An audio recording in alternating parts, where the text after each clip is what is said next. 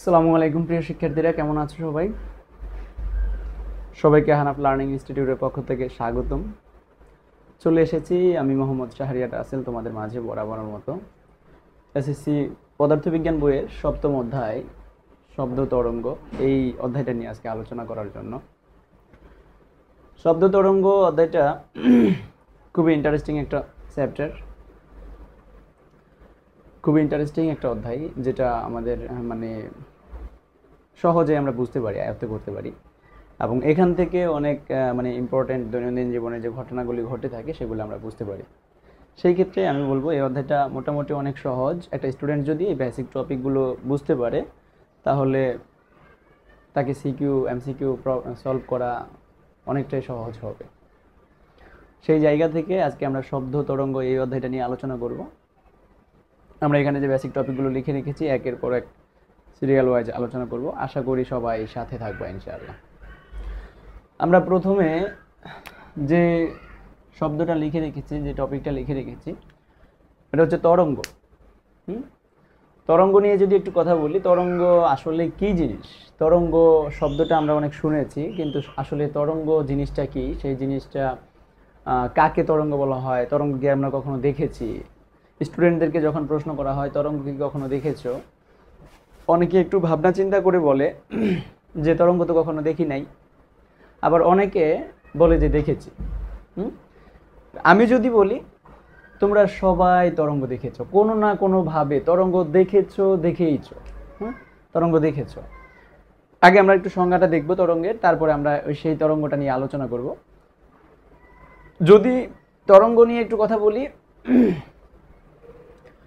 তরঙ্গ কি জিনিস, আসলে তরঙ্গ জিনিসটা কিভাবে হয়? তোমরা যারা স্কুলে পড়াশোনা করো তারা স্কুলের ডিসপ্লেতে দেখেছো যে শাপলা ফুল তৈরি করা হয় স্টুডেন্টদেরকে দিয়ে।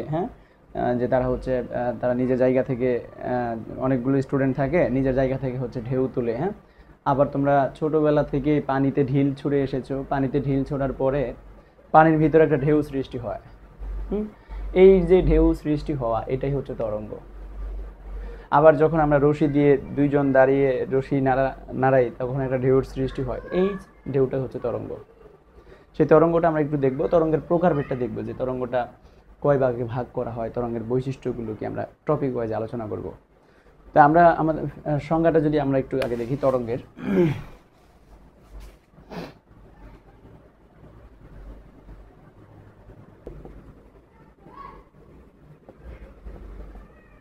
আমরা তরঙ্গের ডেফিনেশনটা লিখে নিয়েছি যে পর্যাবৃত্ত আন্দোলন কোনো ঝড়ো মাধ্যমের এক স্থান থেকে অন্য স্থানে শক্তি সঞ্চালন করে, কিন্তু মাধ্যমের কণাগুলো স্থায়ীভাবে স্থানান্তর করে না, তাকে তরঙ্গ বলে। এখানে সংজ্ঞাটা লিখে নিয়েছি। এবার সংজ্ঞাটা নিয়ে যদি আমরা বিস্তারিত আলোচনা করি, এখানে আমাদের কয়েকটা কিওয়ার্ডস বুঝতে হবে। যে পর্যাবৃত্ত আন্দোলন, এই জিনিসটা পর্যাবৃত্ত আন্দোলন তো আমরা জানি। পর্যাবৃত্ত গতি কি?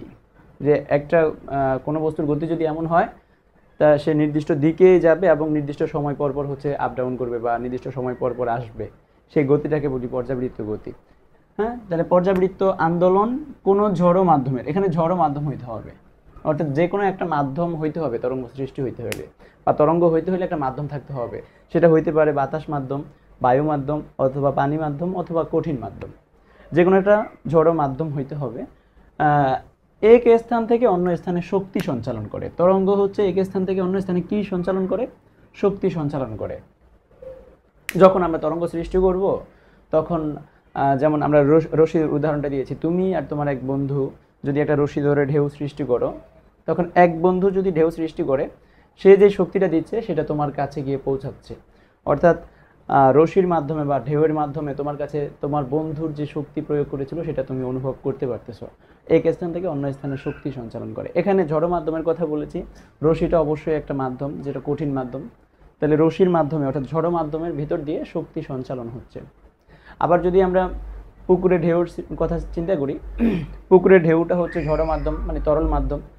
সেখানে যদি তুমি একটা ঢিল ছুঁড়ে মারো পুকুরের ভিতরে, তখন এটা হচ্ছে তোমার পাড়ে গিয়ে ঢেউটা মানে বাঁধে, সেটা দেখতেই পাই আমরা। সেই ক্ষেত্রে তুমি ঢিল ছুঁড়েছো মাঝখানে, শক্তি প্রয়োগ করেছো মাঝখানে, ঢেউ সৃষ্টি হলো, তরঙ্গ সৃষ্টি হলো, শব্দটা গিয়ে পাড়ে হচ্ছে বাঁধলো তোমার কাছে। তাহলে তুমি বুঝতে পারলা যে আসলে শক্তিটা হচ্ছে সঞ্চালিত হচ্ছে। তাহলে জড় মাধ্যম থাকতে হবে এবং সেখানে শক্তি সঞ্চালন হবে। তাহলে যে পর্যাবৃত্ত আন্দোলন কোনো জড় মাধ্যমের এক স্থান থেকে অন্য স্থানে শক্তি সঞ্চালন করে, কিন্তু মাধ্যমের কণাগুলো স্থায়ীভাবে স্থানান্তর হয় না। আমরা যদি পানির ঢেউটা একটু এখানে দেখি, এরকম ঢেউ সৃষ্টি হয়। হ্যাঁ, এরকম ঢেউ সৃষ্টি হয়। এখানে আমরা যদি, এটা হচ্ছে পানির ঢেউয়ের কথা বললাম, এখানে অনেকগুলো কণা হচ্ছে আপস ডাউন করে, কণাগুলো হচ্ছে এভাবে আন্দোলিত হয়, পর্যাবৃত্ত একবার আপ উপরে ওঠে আবার নিচে নামে। সেই ক্ষেত্রে এখানে আপস ডাউনের মাধ্যমে হচ্ছে কণাগুলো তরঙ্গটা সৃষ্টি করে। এটা একটা পানির ঢেউর কথা বললাম। তাহলে মাধ্যমের কণাগুলো স্থায়ীভাবে স্থানান্তর হয় না কি, সেটা জিনিসটা কি? যেই কণাগুলো আলটিমেটলি তরঙ্গ সৃষ্টি করে, সেই কণাগুলো শুধু আপস ডাউন করে। এই পানির ক্ষেত্রে বা পানির তরঙ্গের ক্ষেত্রে আমরা যদি বলি, তার নিজ জায়গা থেকে সে হচ্ছে আন্দোলিত হয়, পর্যাবৃত্ত আন্দোলিত হয়। পর্যাবৃত্ত কেন? এটা নির্দিষ্ট সময়ে এদিকে যাবে, আবার হচ্ছে এদিকে চলে আসবে, নির্দিষ্ট সময়ে একদিকে যাবে। হ্যাঁ, নির্দিষ্ট সময় যদি 5 সেকেন্ডে সে উপরে যায়, আবার 5 সেকেন্ডে নিচে আসবে, টোটাল 10 সেকেন্ডে সে হচ্ছে আপ ডাউন করবে নির্দিষ্ট সময় পর পর। এটা হচ্ছে পর্যাবৃত্ত আন্দোলন। তাহলে এই কণাটা উপরের দিকে আসতেছে, নিচের দিকে যাচ্ছে, অর্থাৎ তার নিজ জায়গা থেকে আন্দোলিত হবে, সে কখনো এই স্থানটা পরিবর্তন করবে না। এটা যদি আমরা উদাহরণ দিয়ে বুঝি, যেমন রশি দিয়ে তুমি তোমার বন্ধুকে যখন ঢেউ সৃষ্টি করছো, তরঙ্গ সৃষ্টি করতেছো, তখন রশির কিন্তু কোনো কণাগুলো তার কাছে পৌঁছাচ্ছে না, বরং রশির যে কণাগুলো আছে বা দড়ির যে কণাগুলো আছে সেগুলো নিজের জায়গা থেকে আপস ডাউন করতেছে এবং শক্তিটাকে সে সঞ্চালন করতেছে। তাহলে যে পর্যাবৃত্ত আন্দোলন কোনো ঝড় মাধ্যমের এক স্থান থেকে অন্য স্থানে শক্তি সঞ্চালন করে, কিন্তু মাধ্যমের কণাগুলোকে স্থায়ীভাবে স্থানান্তর করে না, কণাগুলো তার নিজ জায়গা থেকে সরে না। যদি এই উদাহরণটা আমরা আরেকটা উদাহরণ দিই, সমুদ্রে তোমরা ঢেউ সৃষ্টি হতে দেখেছো, সমুদ্র যারা ভ্রমণ করো তারা হয়তো দেখেছো এই জিনিসটা, যে তুমি যদি স্টিমার বা লঞ্চে থাকো, তখন লঞ্চের যে ঢেউ সৃষ্টি হয় সেটা পাড়ে গিয়ে ঠিকই বাড়ি খায়, কিন্তু সমুদ্রের মাঝে যে কচুরি পানাগুলো থাকে সেগুলো কিন্তু পাড়ে গিয়ে পৌঁছায় না। কারণ পানির যে কণাগুলো আছে সেগুলো নিজ জায়গা থেকে আপস ডাউন করে, কিন্তু স্থায়ীভাবে স্থানান্তর হয় না, যে কারণে কচুরি পানাগুলো মাঝখানে থেকে যায়। তাহলে স্থায়ীভাবে স্থানান্তর করে না, ওই জিনিসটাকে বলা হয় তরঙ্গ। হ্যাঁ, যে পর্যাবৃত্ত আন্দোলন কোনো ঝড়ো মাধ্যমের এক স্থান থেকে অন্য স্থানে শক্তি সঞ্চালন করে, কিন্তু মাধ্যমের কণাগুলোকে স্থায়ীভাবে স্থানান্তর করে না, মাধ্যমের কণাগুলো নিজ জায়গা থেকে আপস অ্যান্ড ডাউন করে, তাকে বলা হয় তরঙ্গ। তাহলে এই তরঙ্গ আমরা ছোটবেলা থেকে দেখে এসেছি, সেই তরঙ্গ নিয়ে আশা করি কোনো স্টুডেন্টের আর প্রবলেম হবে না।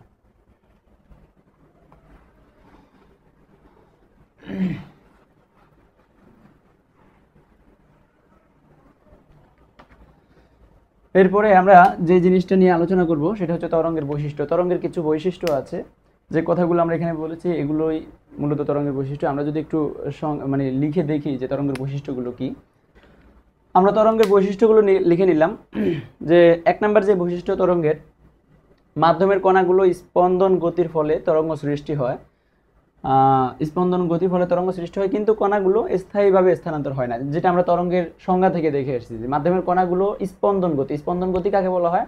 যেই গতি পর্যায়কালের অর্ধেক সময় একদিকে, বাকি অর্ধেক সময় বিপরীত দিকে ঘটে, তখন তাকে স্পন্দন গতি বলা হয়। যেমন এখানে যে তরঙ্গের কণাগুলো স্পন্দিত হয়, এই কণাগুলো এই একটা স্থান থেকে একদিকে যায়, উপরের দিকে যায়, আবার হচ্ছে নিচের দিকে আসে, এইভাবে হচ্ছে আপস ডাউনের মাধ্যমে তরঙ্গটা সৃষ্টি করে, আপস ডাউনের মাধ্যমে তরঙ্গটা সৃষ্টি করে। তাহলে স্পন্দন গতি হয়। এখানে কি গতি হয়? মাধ্যমের কণাগুলো স্পন্দন গতির ফলে তরঙ্গ সৃষ্টি হয়, কিন্তু কণাগুলো স্থায়ীভাবে স্থানান্তর হয় না। কণাগুলো যে স্থায়ীভাবে স্থানান্তর হয় না, সেটা আমরা তরঙ্গের বৈশিষ্ট্য বা তরঙ্গের সংজ্ঞা থেকে দেখে এসেছি। এরপরে আমাদের 2 নম্বর বৈশিষ্ট্য হচ্ছে যান্ত্রিক তরঙ্গ সঞ্চালনের জন্য মাধ্যম প্রয়োজন।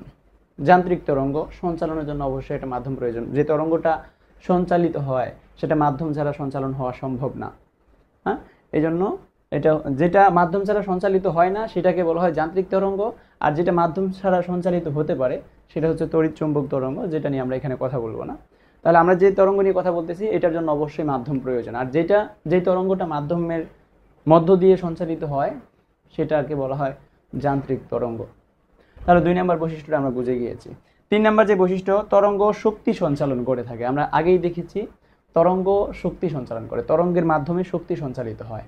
আমি যে কথা বলতেছি, আমার কথাটা এই আমার জায়গা থেকে দেওয়ালের ওই পাশে গিয়ে হচ্ছে মানে আরেকজন লোক শুনতে পাচ্ছে বা তোমরা শুনতে পাচ্ছ, এটা হচ্ছে তরঙ্গের মাধ্যমে তোমার কাছে যাচ্ছে।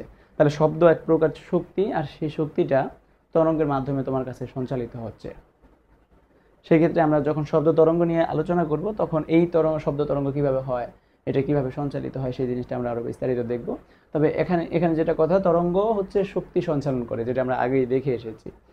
এরপরে তরঙ্গের বেগ মাধ্যমের প্রকৃতির উপর নির্ভর করে। তুমি যে একটা তরঙ্গ সৃষ্টি করেছো, এই তরঙ্গটার বেগ কিরকম হবে, অর্থাৎ এটা কত দ্রুত চলবে, সেটা মাধ্যমের প্রকৃতির উপর নির্ভর করে। মাধ্যমটা কি বাতাস, নাকি তরল মাধ্যম, নাকি কঠিন মাধ্যম? আমরা শূন্য মাধ্যমে যে তরঙ্গের বেগ পেয়ে থাকি বায়ু মাধ্যমে, সেটা হচ্ছে 330 মিটার পার সেকেন্ড, যেটা পানিতে হচ্ছে 1493 মিটার পার সেকেন্ড, এবং কঠিন পদার্থ লোহার ভিতরে সেটা 5130 মিটার পার সেকেন্ড। হ্যাঁ, অর্থাৎ মাধ্যম চেঞ্জ হলে তরঙ্গের বেগটা হচ্ছে চেঞ্জ হয়। অর্থাৎ তরঙ্গের বেগ মাধ্যমের প্রকৃতির উপর নির্ভর করে। এরপরে তরঙ্গের প্রতিসরণ এবং উপরিপাতন সম্ভব। আচ্ছা, তরঙ্গের প্রতিফলন বলতে তরঙ্গটা তুমি যেমন পুকুরের মাঝে যদি তুমি একটা ঢেউ সৃষ্টি করো, সেই ঢেউটা পাড়ে গিয়ে বাড়ি খেয়ে আবার হচ্ছে ফিরে আসবে, এই ঘটনাটাকে বলা হয় প্রতিফলন। তাহলে তরঙ্গ সৃষ্টি করেছো, সেই তরঙ্গটা পুকুরের পাড়ে গিয়ে বাড়ি খেলো, আবার হচ্ছে ফিরে আসলো। তুমি যদি তোমার বাসায় একটা বালতি ভরে পানি নাও, আর সেই বালতির ভিতরে তুমি যদি মাঝখানে একটা ঢেউ সৃষ্টি করো, সেটা দেখবে তুমি বালতির কিনারে গিয়ে বাড়ি খেলো, আবার হচ্ছে সেখানে বাধা পেয়ে আবার ফিরে আসলো, এই ঘটনাটাকে বলা হয় প্রতিফলন। তাহলে তরঙ্গের প্রতিফলন হয়। 2 নম্বরে যেটা হয়, তরঙ্গের প্রতিসরণ হয়, অর্থাৎ তরঙ্গটা এক মাধ্যম থেকে আরেক মাধ্যমে চলে যায়, এক জায়গা থেকে আরেক জায়গায় যেতে পারে, প্রতিসরণ হয়ে যায়। হ্যাঁ, 3 নম্বর যে ঘটনা, সেটা হচ্ছে উপরিপাতন সম্ভব। উপরিপাতন কিভাবে সম্ভব? উপরিপাতন জিনিসটা কি? তুমি বালতিতে পানি নিয়ে যদি একটা তরঙ্গ সৃষ্টি করো অল্প শক্তি দিয়ে, তখন দেখবা যে একটা তরঙ্গ সৃষ্টি হচ্ছে বা একটা ঢেউ সৃষ্টি হচ্ছে। এবার কিছুক্ষণ পরেই যদি কাছাকাছি সময়ে যদি তুমি জোরে একটা ঢেউ সৃষ্টি করো, তখন দেখবে যে বড় ঢেউটা সৃষ্টি করেছো বেশি শক্তি দিয়ে, সেটা উপরে ছোটটার উপর দিয়ে চলে গিয়েছে। হ্যাঁ, বা তুমি পুকুরে যদি এই ঘটনাটা ঘটাও, ছোট একটা ঢিল ছুঁড়ে যদি পুকুরের পানিতে ঢেউ সৃষ্টি করো, তখন যেই তরঙ্গটা সৃষ্টি হবে, এর কিছুক্ষণ পরেই যদি তুমি বড় একটা ঢেউ সৃষ্টি করো, তখন দেখবে যে বড় ঢেউটা ছোট ঢেউর উপর দিয়ে চলে যাচ্ছে, এই ঘটনাটাকে বলা হয় উপরিপাতন। তাহলে তরঙ্গের প্রতিসরণ উপরিপাতন সম্ভব হয়, এই জিনিসগুলো আমরা বুঝে গিয়েছি আশা করি। আমি যদি আরেকবার একটু বলি, মাধ্যমের কণাগুলো স্পন্দন গতির ফলে তরঙ্গ সৃষ্টি হয়, কিন্তু কণাগুলোকে স্থায়ীভাবে স্থানান্তর করে না। 2 নম্বরে হচ্ছে যান্ত্রিক তরঙ্গ সঞ্চালনের জন্য মাধ্যমের প্রয়োজন। 3 নম্বরে হচ্ছে তরঙ্গের শক্তি সঞ্চালন করে থাকে। 4 নম্বরে হচ্ছে তরঙ্গের বেগ মাধ্যমের প্রকৃতির উপর নির্ভর করে, এবং তরঙ্গের প্রতিফলন, প্রতিসরণ এবং উপরিপাতন সম্ভব। তাহলে আশা করি তরঙ্গ সম্পর্কিত যে বৈশিষ্ট্য বা তরঙ্গের যে বৈশিষ্ট্যটা ছিল, সেটা আমরা সবাই বুঝে গিয়েছি।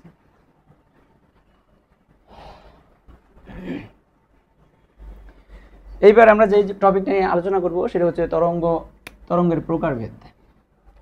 যে তরঙ্গ নিয়ে এতক্ষণ পর্যন্ত আমরা কথা বলে এসেছি, সেই তরঙ্গটাকে 2টা ভাগে ভাগ করা হয়। একটা হচ্ছে অনুদৈর্ঘ্য তরঙ্গ, আর একটা হচ্ছে অনুপ্রস্থ তরঙ্গ। অনুদৈর্ঘ্য তরঙ্গ কি, অনুপ্রস্থ তরঙ্গ কি, সেটা একটু আমরা সংজ্ঞাটা আগে লিখে নেই, তারপর আমরা এখানে ব্যাখ্যাতে চলে যাব।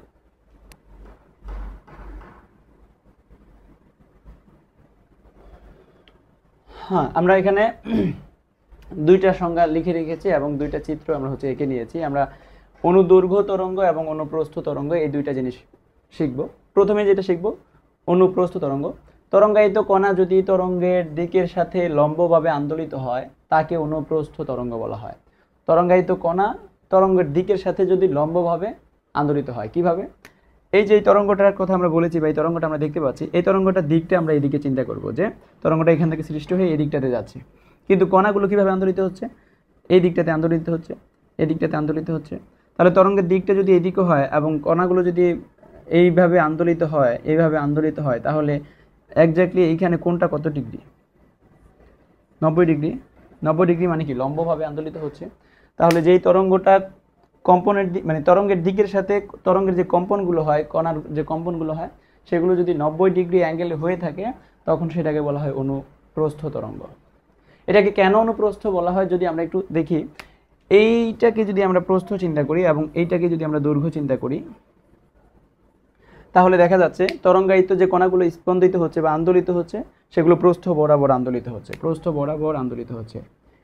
এই জন্য আমরা বলতে পারবো এটা হচ্ছে একটা অনুপ্রস্থ তরঙ্গ। আশা করি এইটা নিয়ে কোনো স্টুডেন্টের আর কনফিউশন থাকবে না। যে অনুপ্রস্থ তরঙ্গ দৈর্ঘ্য কাকে বলা হয়। অনুপ্রস্থ তরঙ্গ কাকে বলা হয়? অনুপ্রস্থ তরঙ্গ কি? তরঙ্গায়িত কণাগুলো যদি কম্পনের দিকের সাথে লম্বভাবে আন্দোলিত হয়, অর্থাৎ 90 ডিগ্রি অ্যাঙ্গেলে আন্দোলিত হয়, তখন তাকে বলা হয় অনুপ্রস্থ তরঙ্গ। এবার আমরা যাব অনুদৈর্ঘ্য তরঙ্গটা কি। আমরা এখানে একটা চিত্র এঁকেছি, সংকোচন প্রসারণ, সংকোচন প্রসারণের মাধ্যমে আমরা চিত্রটা এঁকেছি। এই তরঙ্গটা কি তরঙ্গ? আসলে এটা হচ্ছে অনুদৈর্ঘ্য তরঙ্গ। আমরা সংজ্ঞাটা যদি একটু দেখে আসি, তরঙ্গায়িত কণা যদি তরঙ্গের দিকের সাথে সমান্তরালভাবে আন্দোলিত হয়, তাকে বলা হয় অনুদৈর্ঘ্য তরঙ্গ। সমান্তরালভাবে কিভাবে আন্দোলিত হয়? সংকোচন প্রসারণের মাধ্যমে যে তরঙ্গ সৃষ্টি হয় সেটা আলটিমেটলি সমান্তরালভাবে আন্দোলিত হয়, আর এটাকে বলা হয় অনুদৈর্ঘ্য তরঙ্গ। আমরা যদি একটু ব্যাখ্যা দিয়ে বুঝি, আমরা যখন কথা বলি, আমাদের মুখ থেকে যখন কথা বের হয়, তখন যে শব্দ আমরা সৃষ্টি করে থাকি, সেই শব্দটা আমাদের সামনের মুখের সামনে যে বাতাসগুলো আছে সেগুলোকে সংকোচন করে, এরপরে সেই বাতাসগুলো প্রসারিত হয়ে সামনের বাতাসগুলোকে সঞ্চালন করে, আবার সেগুলো মানে পরের বাতাসগুলোকে সংকোচন করে তারা নিজেরা প্রসারিত হয়, সামনের বাতাসগুলোকে সংকোচন করে। এইভাবে আমাদের মুখের যে শব্দ বা আমরা যে এখান থেকে যে কোনো উৎস থেকে যখন শব্দ সৃষ্টি হয়, তখন এই শব্দটা সংকোচন প্রসারণের মাধ্যমে আমাদের অন্য ব্যক্তির কাছে গিয়ে পৌঁছায়, অর্থাৎ শব্দটা এইভাবে চলাচল করে থাকে। সেই ক্ষেত্রে তুমি দেখো, তরঙ্গের দিকটা যদি হয় এদিকে, তাহলে তরঙ্গের যে সংকোচন প্রসারণটা সেইটাও তরঙ্গের দিকের সাথে, অর্থাৎ সমান্তরালভাবে 0 ডিগ্রি অ্যাঙ্গেলে। হ্যাঁ, তাহলে তরঙ্গায়িত কণাগুলো তরঙ্গের দিকের সাথে যদি সমান্তরালভাবে আন্দোলিত হয়, তখন সেই তরঙ্গটাকে বলা হয় অনুদৈর্ঘ্য তরঙ্গ। এই জন্য শব্দ তরঙ্গকে বা যে তরঙ্গ সৃষ্টি হয় তাকে অনুদৈর্ঘ্য তরঙ্গ বলা হয়, কারণ এখানে তরঙ্গের দিকের সাথে কণাগুলো সমান্তরালভাবে আন্দোলিত হচ্ছে। এই জিনিসটা নিয়ে আশা করি কোনো সমস্যা হবে না। এরপরে যদি বলি এটা কেন অনুদৈর্ঘ্য তরঙ্গ, তুমি দেখো এটাকে যদি তুমি তরঙ্গের দৈর্ঘ্য চিন্তা করো, তাহলে কণাগুলো দৈর্ঘ্য বরাবরই আন্দোলিত হচ্ছে, সেক্ষেত্রে এটাকে বলা হয় অনুদৈর্ঘ্য তরঙ্গ। তাহলে তরঙ্গের দুই প্রকার ছিল, একটা অনুপ্রস্থ তরঙ্গ আমরা বুঝে গিয়েছি, আর একটা অনুদৈর্ঘ্য তরঙ্গ, সেটাও আমরা বুঝে গিয়েছি আশা করি। সেক্ষেত্রে আমরা তরঙ্গের প্রকারভেদ নিয়ে আর কথা বাড়াবো না, আমরা চলে যাব আমাদের পরবর্তী টপিক।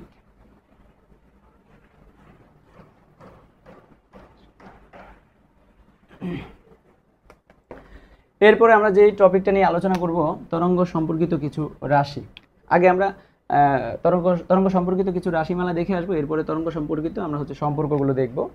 তরঙ্গ সম্পর্কিত কিছু রাশি যদি দেখে আসি, আমরা একটু আগে লিখে নেই। 1 নম্বরে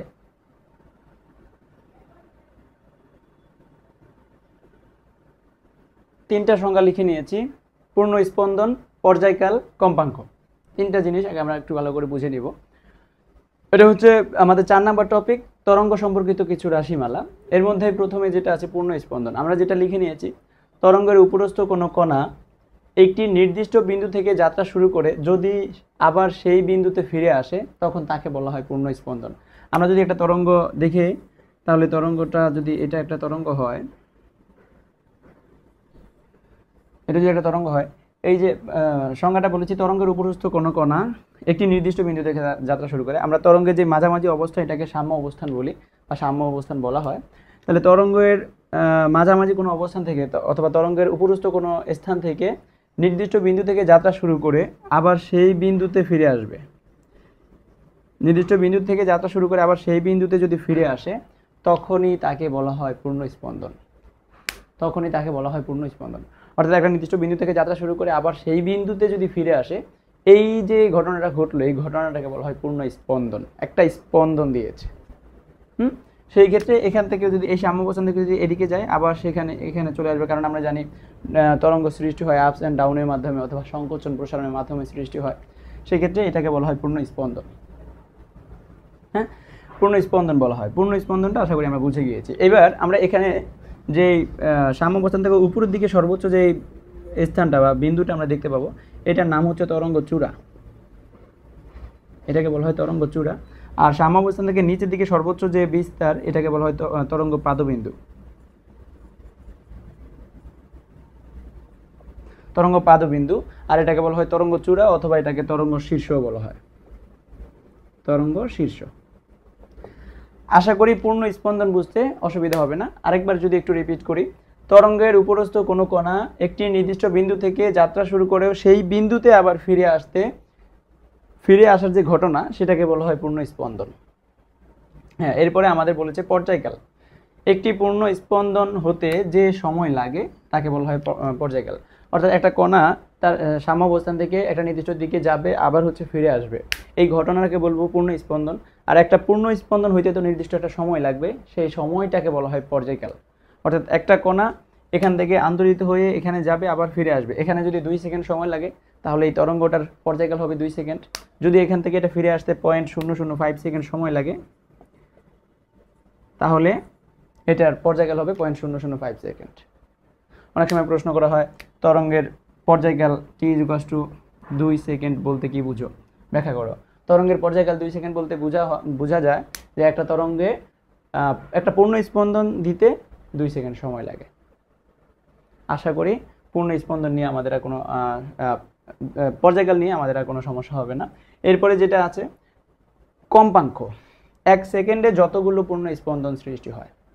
আমরা বলেছি একটা পূর্ণ স্পন্দন দিতে যে সময় লাগে তাকে বলা হয় পর্যায়কাল। এবার 1 সেকেন্ডে যতগুলো পূর্ণ স্পন্দন সে দিতে পারে, তুমি সময় দিবা 1 সেকেন্ড, একটা তরঙ্গ সৃষ্টি হচ্ছে সেখানে সময় দিয়েছো 1 সেকেন্ড। 1 সেকেন্ডে এই যদি 20টা পূর্ণ স্পন্দন দিতে পারে তখন সেই 20টাকে তুমি বলবা কম্পাঙ্ক। কম্পাঙ্কের একক হচ্ছে হার্টজ। কম্পাঙ্কের একক হার্টজ, এটাকে Hz দ্বারা প্রকাশ করা হয়। অর্থাৎ এখানে একটা কণা 1 সেকেন্ডে যদি এরকম 50টা পূর্ণ স্পন্দন দিতে পারে তখন তাকে বলা হবে 50 হার্টজ। হ্যাঁ, 50 হার্টজ 1 সেকেন্ডে যতগুলো পূর্ণ স্পন্দন দিতে পারে। তাহলে 3টা জিনিস আমরা আরেকবার যদি একটু রিপিট করি। পূর্ণ স্পন্দন, তরঙ্গের উপরস্থ কোনো কণা একটি নির্দিষ্ট বিন্দু থেকে যাত্রা শুরু করে যদি আবার সেই বিন্দুতে ফিরে আসে তখন তাকে বলবো পূর্ণ স্পন্দন। আর একটা পূর্ণ স্পন্দন দিতে যে সময় লাগবে, একটা পূর্ণ স্পন্দন দিতে যে সময় লাগবে সেটাকে বলা হয় পর্যায়কাল। আর 1 সেকেন্ডে কতগুলো পূর্ণ স্পন্দন সম্ভব সেটাকে বলা হয় কম্পাঙ্ক। কম্পাঙ্ককে f দ্বারা প্রকাশ করা হয়। তাহলে আমরা কম্পাঙ্ক এবং পর্যায়কালের সম্পর্কটা যদি একটু দেখে থাকি,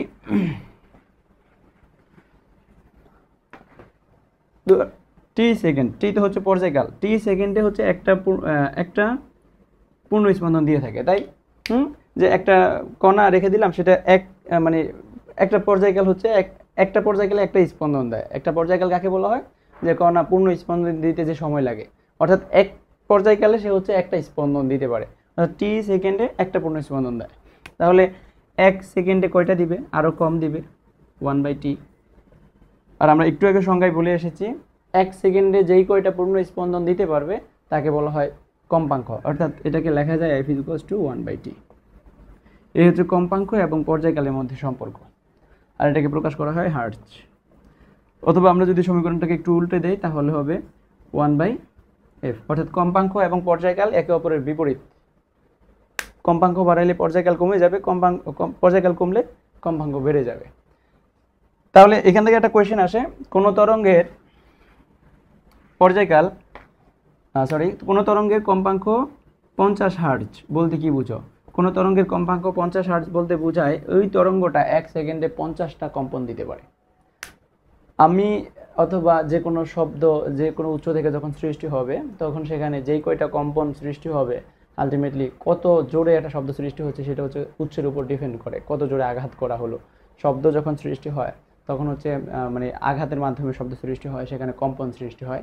সেই কম্পন 1 সেকেন্ডে কতগুলো কম্পন দেওয়া হয় তাকে বলা হয় হার্টজ। অর্থাৎ 1 সেকেন্ডে কতগুলো কম্পন একটা তরঙ্গ দিতে পারে তাকে বলা হয়, মানে সেটাইকে বলতে বোঝায় আলটিমেটলি 50 হার্টজ। যেই কয়টা দিতে পারবে তাকে তত হার্টজ বলা হয়। যদি বলা হয় 10 হার্টজ বলতে কি বুঝো? 10 হার্টজ বলতে কি বোঝায়? হ্যাঁ, কম্পাঙ্ক 10 হার্টজ বলতে বোঝায় একটা তরঙ্গ সৃষ্টি হলে সেইটার কম্পাঙ্ক, অর্থাৎ সে 1 সেকেন্ডে 10টা কম্পন দিতে পারে। এই জিনিসটা নিয়ে আশা করি প্রবলেম হবে না। এরপরে আমরা আরও কিছু সম্পর্কিত রাশি যদি দেখে থাকি,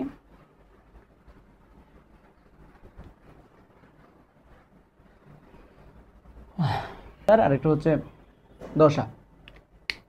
বিস্তারের সংখ্যাটা হচ্ছে সাম্য অবস্থান থেকে যে কোনো একদিকে তরঙ্গায়িত কোনো কণার সর্বাধিক যে সরণ, এটা যদি হয় একটা তরঙ্গ, হ্যাঁ, তাহলে আমরা সাম্য অবস্থান চিন্তা করে নিয়েছি, মাঝখানে যে বিন্দুটা সেটাকে সাম্য অবস্থান বলা হয় তরঙ্গের।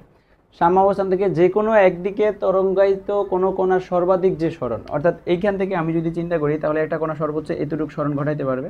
এখান থেকে যদি চিন্তা করি তাহলে একটা কণা সর্বোচ্চ এই পর্যন্ত সরণ ঘটাইতে পারবে। অর্থাৎ সাম্য অবস্থান থেকে তরঙ্গায়িত কোনো কণা যে কোনো একদিকে সর্বাধিক যে দূরত্ব অতিক্রম করতে পারবে সেটাকে বলা হয় তরঙ্গের বিস্তার। বিস্তার নিয়ে আশা করি কোনো সমস্যা হবে না। এরপরে দশা, তরঙ্গায়িত কোনো একটি তরঙ্গায়িত কণার যে কোনো মুহূর্তের গতির সামগ্রিক যে অবস্থা সেটাকে বলা হয় দশা। হ্যাঁ, সামগ্রিক যে অবস্থা প্রকাশক সেটাকে বলা হয় দশা। দশা মানে হচ্ছে অবস্থান। আলটিমেটলি আমরা অনেক সময় বলে থাকি না যে অমুকের দশা এরকম, অমুকের দশা এরকম। দশা মানে অবস্থান প্রকাশ করা হয়। দশা বলতে এখানে সামগ্রিক অবস্থা বলতে একটা কণা কোন দিকে যাচ্ছে এবং একটা কণার বেগ কত, সে আপে আছে না ডাউনে আছে, সেই সকল জিনিসকে একসাথে বলা হয় দশা।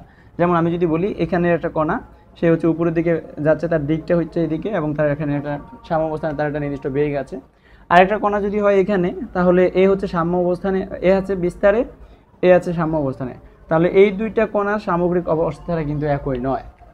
সেক্ষেত্রে আরেকটা কণা যদি আমি এখানে চিন্তা করি, তখন এই কণাটাও উপরের দিকে যাচ্ছে, এই কণাটাও উপরের দিকে যাচ্ছে, এটাও সাম্য অবস্থানে আছে, এটাও সাম্য অবস্থানে আছে।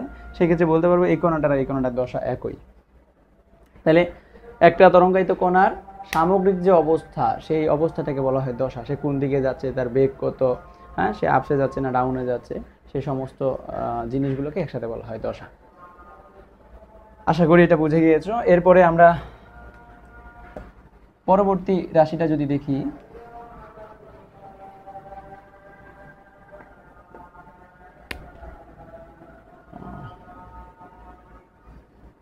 আরো দুইটা তরঙ্গ সম্পর্কিত রাশি লিখে নিয়েছি। একটা হচ্ছে তরঙ্গ দৈর্ঘ্য আর একটা হচ্ছে বেগ। তরঙ্গ দৈর্ঘ্যটা কি আমরা একটু যদি দেখি, তরঙ্গের উপরস্থ কোনো কণা একটি পূর্ণ স্পন্দন দিতে যে সময় লাগে এবং সেই সময়ে সে যেই পরিমাণ দূরত্ব অতিক্রম করে তাকে বলা হয় তরঙ্গ দৈর্ঘ্য। একে ল্যামডা দ্বারা প্রকাশ করা হয়, ল্যামডা। এটা হচ্ছে ফর্মাল ডেফিনেশন। যদি আমি তোমাকে একটা ইনফর্মাল ডেফিনেশনের মাধ্যমে এই জিনিসটা একটু বুঝাই,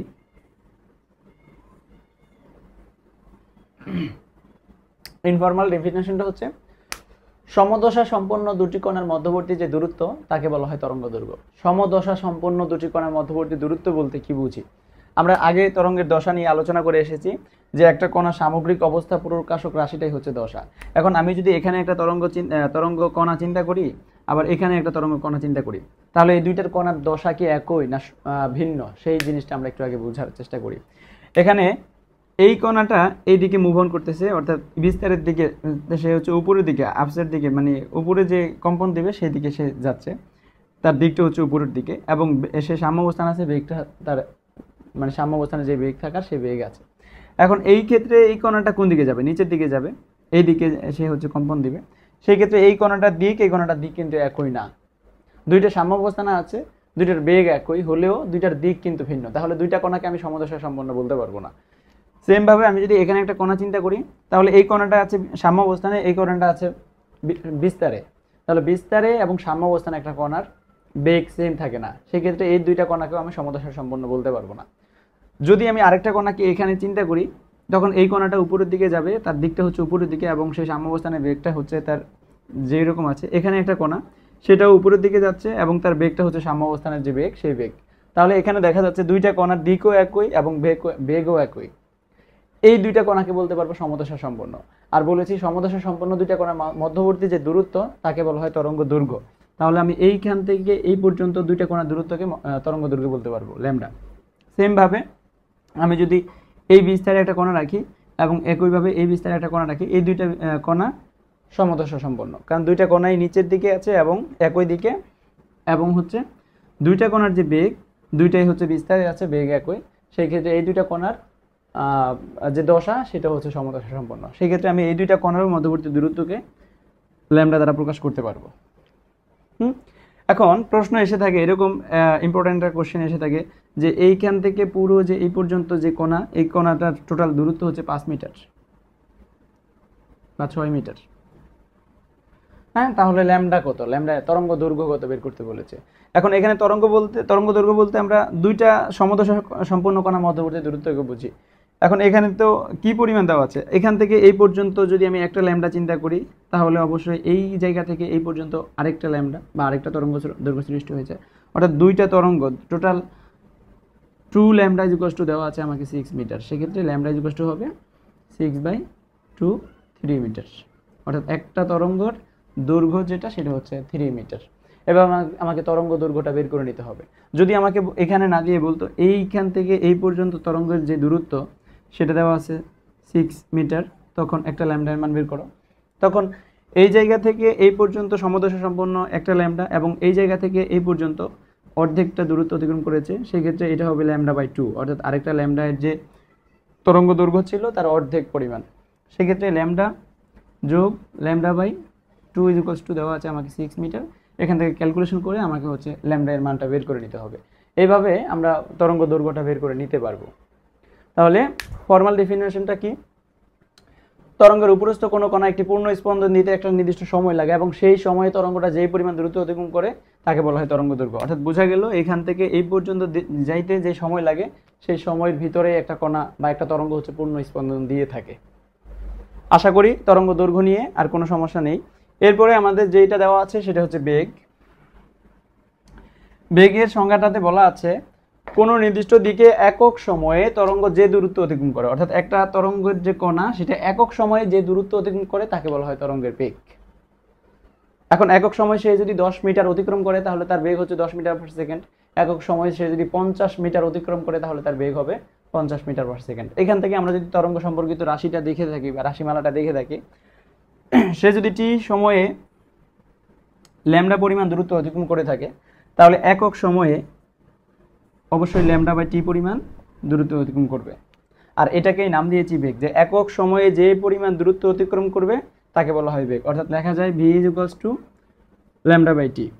এখান থেকে আমরা আগে দেখে এসেছি f 1/t, অর্থাৎ এটাকে আমি 1/t × v লিখতে পারি, বা 1/t এর পরিবর্তে আমি লিখতে পারি f, অর্থাৎ v f λ। এটা হচ্ছে তরঙ্গের বেগ এবং কম্পাঙ্ক তরঙ্গ দৈর্ঘ্যের মধ্যে সম্পর্ক। এইটা দিয়ে আমাদের হচ্ছে ম্যাথ করতে হবে যে তরঙ্গের বেগ, তরঙ্গের যে কম্পাঙ্ক এবং তরঙ্গের যে তরঙ্গ দৈর্ঘ্য আছে সেটার মধ্যে সম্পর্ক। আমাকে দুইটা মান দেওয়া থাকবে, বাকি মানটা হচ্ছে আমাকে বের করতে হবে। আশা করি এই সম্পর্ক নিয়ে আমাদের আর কোনো সমস্যা হবে না। তাহলে তরঙ্গের বেগ, তরঙ্গ সম্পর্কিত রাশিমালা এবং তরঙ্গ সম্পর্কিত যে সম্পর্কগুলো ছিল আমরা এগুলো দেখে ফেলেছি। এরপরে আমরা চলে যাব আমাদের পরবর্তী টপিক, শব্দ তরঙ্গ।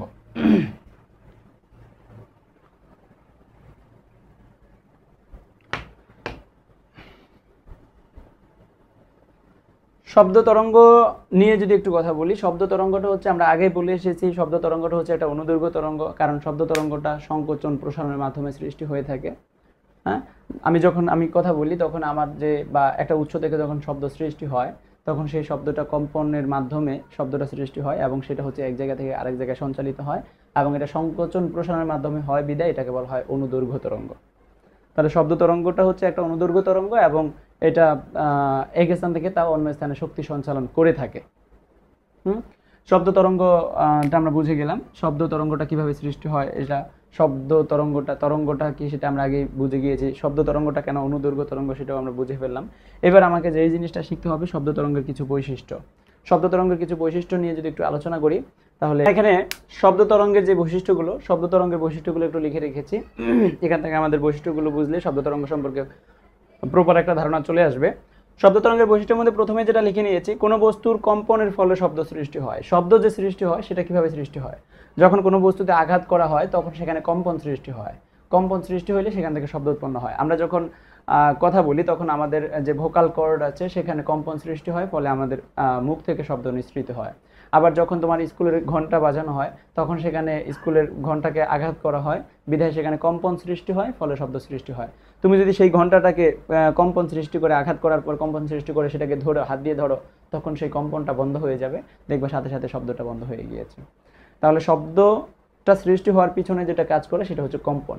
আমরা গিটার যখন বাজানো হয় তখন সেখানে কম্পন সৃষ্টি করা হয়, ফলে শব্দ উৎপন্ন হয়। তাহলে বোঝা গেল শব্দটা আলটিমেটলি কম্পনের ফলে সৃষ্টি হয়। এরপরে আমরা যে জিনিসটা শিখবো, শব্দ সঞ্চালনের জন্য ঝড় মাধ্যম প্রয়োজন। শব্দটা এক জায়গা থেকে আরেক জায়গায় যাওয়াটাই হচ্ছে সঞ্চালন, আর এই সঞ্চালনটা হওয়ার জন্য অবশ্যই জড় মাধ্যম প্রয়োজন। জড় মাধ্যম ছাড়া শব্দ সঞ্চালিত হতে পারে না। তুমি যদি একটা ভ্যাকুয়াম প্লেস তোমার বাসায় করতে পারো, সেখানে বায়ু শূন্য অর্থাৎ কোনো মাধ্যম থাকতে পারবে না, সেই ক্ষেত্রে তুমি যদি কথা বলো তোমার অপর প্রান্তে কোনো ব্যক্তি শব্দ শুনতে পাবে না। অর্থাৎ শব্দ শোনার জন্য অবশ্যই একটা মাধ্যমের প্রয়োজন আছে। সেই জন্য মহাশূন্যে যখন মহাশূন্যতে কোনো মাধ্যম থাকে না, সেখানে শূন্য মাধ্যম থাকে, সেখানে কোনো শব্দ সৃষ্টি হইলে সেটা আমরা শুনতে পাই না। সেখানে বড় বড় বিস্ফোরণ হয় বা বড় বড় শব্দ যদি উৎপন্ন হয়, সেগুলো আমরা শুনতে পাই না, কারণ সেখানে কোনো ঝড় মাধ্যম নেই। অর্থাৎ বোঝা গেল শব্দ সৃষ্টি হওয়ার পিছনে বা শব্দ সঞ্চালন হওয়ার পিছনে আমাদের ঝড় মাধ্যম কাজ করে। 3 নম্বরে যেটা বুঝতে হবে, শব্দ একটি যান্ত্রিক তরঙ্গ। যেহেতু শব্দ এক মাধ্যম থেকে আরেক মাধ্যমে শক্তি সঞ্চালন করে, অর্থাৎ মাধ্যমের প্রয়োজন, এই জন্য একটা যান্ত্রিক তরঙ্গ। 4 নম্বরে আমাদের যেটা বুঝতে হবে, শব্দ একটা অনুদৈর্ঘ্য তরঙ্গ, কারণ শব্দটা হচ্ছে তরঙ্গের দিকের সাথে কম্পনের কণাগুলো, তরঙ্গের কণাগুলো সমান্তরালভাবে সঞ্চালিত হয়, যেটাকে আমরা অনুদৈর্ঘ্য তরঙ্গ বলে এসেছি। অর্থাৎ শব্দটা হচ্ছে একটা অনুদৈর্ঘ্য তরঙ্গ। এটা এমসিকিউতে এসে থাকে, একটু মাথায় রাখবা। এরপরে যেটা আমাকে বুঝতে হবে, শব্দ তরঙ্গের প্রতিফলন, প্রতিসরণ, উপরিপাতন সম্ভব। তরঙ্গের মধ্যে শব্দ তরঙ্গের প্রতিফলন সম্ভব, অর্থাৎ তুমি যখন একটা শব্দ করো, সেটা তোমার কাছে প্রতিফলিত হয়ে ফিরে আসার ঘটনা তোমার কাছে একদমই স্বাভাবিক। সেই ক্ষেত্রে এটা প্রতিফলন সম্ভব। যখন আমি একটা কথা বলি, সেই কথাটা কোনো পৃষ্ঠে বাধা পেয়ে আবার আমার কাছে ফিরে আসে, সেই জিনিসটা প্রতিফলন হয়, বিধায় আমরা হচ্ছে প্রতিধ্বনি শুনতে পাই, যেটা আমরা প্রতিধ্বনিতে গিয়ে আলোচনা করব। এরপরে আমাদের প্রতিসরণ হওয়া সম্ভব। তুমি যখন বায়ু মাধ্যমে কথা বলো বা শব্দ করো, তখন সেই শব্দটা পানির নিচে একজন ব্যক্তি শুনতে পাবে। হ্যাঁ, এটা হচ্ছে প্রতিসরণ সম্ভব। শব্দ তরঙ্গের প্রতিসরণ হয়। উপরিপাতন, শব্দ তুমি আস্তে সৃষ্টি করেছো একটা শব্দ, পেছন থেকে আরো জোরে একটা শব্দ সৃষ্টি হলো, তোমার যে শব্দ তরঙ্গ সৃষ্টি হয়েছে তার উপর দিয়ে হচ্ছে আরেকটা তরঙ্গ সৃষ্টি হয়ে যাবে, এটাকে বলা হয় শব্দ তরঙ্গের উপরিপাতন। এটাও সম্ভব। এরপরে আমাদের যেই জিনিসটা বুঝতে হবে, সেটা হচ্ছে শব্দের বেগ মাধ্যমের প্রকৃতির উপর নির্ভর করে। আমরা যে একটু আগে শব্দের বেগ নিয়ে কথা বলে এসেছি, সেই বেগ অর্থাৎ শব্দটা মাধ্যমের প্রকৃতি কীরকম তার উপরে ডিপেন্ড করবে, যে একটা মাধ্যম সেটা বায়ু মাধ্যম নাকি তরল মাধ্যম নাকি কঠিন মাধ্যম, সেই মাধ্যমের প্রকৃতির উপর নির্ভর করবে। যেমন বায়ু মাধ্যমে 0 ডিগ্রি সেলসিয়াস তাপমাত্রা, শব্দের বেগ হচ্ছে 330 মিটার পার সেকেন্ড। 0 ডিগ্রি যখন তাপমাত্রা থাকে, তখন শব্দের বেগ হচ্ছে 330 মিটার পার সেকেন্ড। এটা পানিতে গিয়ে হয় 1493 মিটার পার সেকেন্ড, এবং কঠিন মাধ্যমে হয় লোহার মধ্য দিয়ে 5130 মিটার পার সেকেন্ড। অর্থাৎ বোঝা গেল মাধ্যমের প্রকৃতি যদি চেঞ্জ করে ফেলো, তাহলে শব্দের বেগ চেঞ্জ হবে। এরপরে আমাদের সর্বশেষ যেই শব্দ তরঙ্গের বৈশিষ্ট্য, সেটা হচ্ছে শব্দের তীব্রতা এর বিস্তারের বর্গের সমানুপাতিক। অর্থাৎ তুমি শব্দের তীব্রতা, শব্দটা যত বেশি তীব্র হবে, তার সেটা হচ্ছে বিস্তার যত বেশি হবে, শব্দের তীব্রতাটা তত বেশি হবে। আমরা শব্দের তীব্রতা নিয়ে পরবর্তী এই যে প্রতিধ্বনি সুরযুক্ত শব্দের ওখানে আলোচনা করব, এই টপিকটাতে আমরা আলোচনা করব। তো সেক্ষেত্রে শব্দের তীব্রতাটা যত বেশি হবে, এর বিস্তার যত বেশি হবে, সমানুপাতিক সম্পর্ক, বর্গের সমানুপাতিক সম্পর্ক হবে। এই হচ্ছে শব্দ তরঙ্গ নিয়ে, শব্দ তরঙ্গের বৈশিষ্ট্য নিয়ে কথাবার্তা। এরপরে আমরা আরেকটা বৈশিষ্ট্য নিয়ে যদি আলোচনা করি, সেটা খুবই ইম্পর্টেন্ট একটা বৈশিষ্ট্য, যে শব্দ তরঙ্গ হচ্ছে মাধ্যমের তাপমাত্রার উপর নির্ভর করে। শব্দের যে বেগ, সেটা তাপমাত্রার উপরে নির্ভর করে। আমরা যদি 8 নম্বর টপিকটার নাম দেই, শব্দের বেগ তাপমাত্রার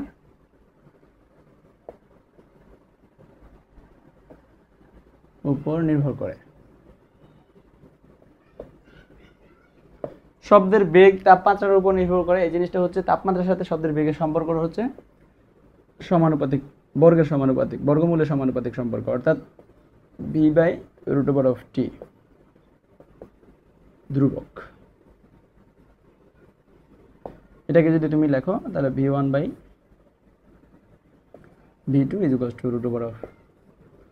√t1/t2।